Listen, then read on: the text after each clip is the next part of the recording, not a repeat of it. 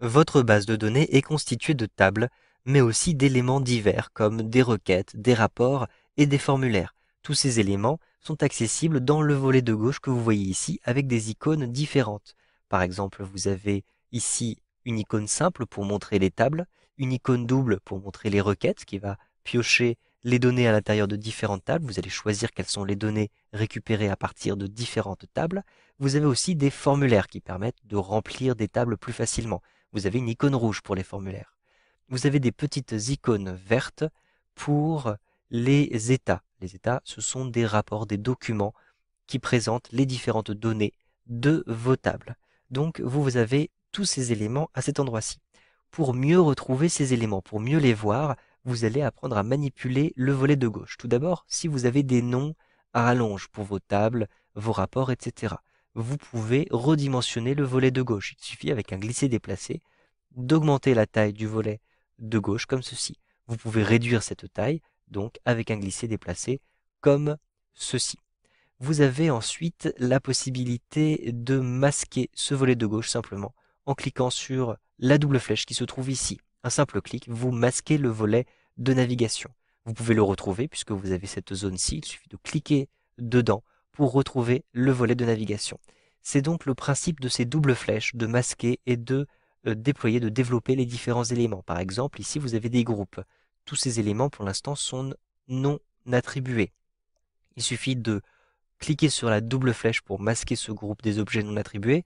Il suffit de cliquer à nouveau sur la double flèche vers le bas pour montrer ces différents éléments.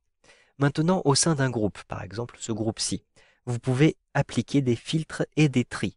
Il suffit d'effectuer un clic droit sur le groupe. Ensuite, vous allez choisir l'ordre de tri. Par exemple, ordre de tri croissant, décroissant. Mais choisissez quel est le critère de tri. Le nom, le type, la date de création. Je vais choisir par exemple le nom. Je clique sur nom et donc, vous le voyez, j'ai un tri par ordre alphabétique. A, C, E, F, etc.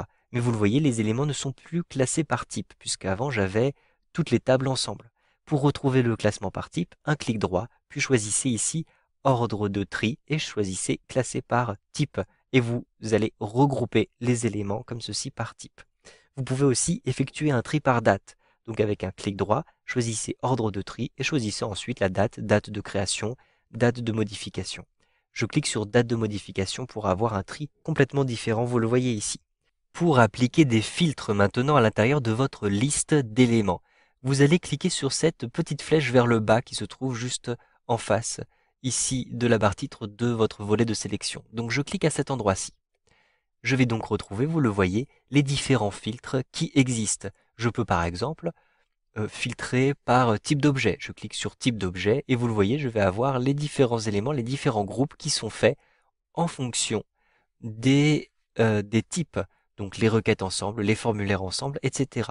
Vous pourrez ensuite masquer les objets qui ne vous intéressent pas. Par exemple, ici, j'affiche uniquement les tables.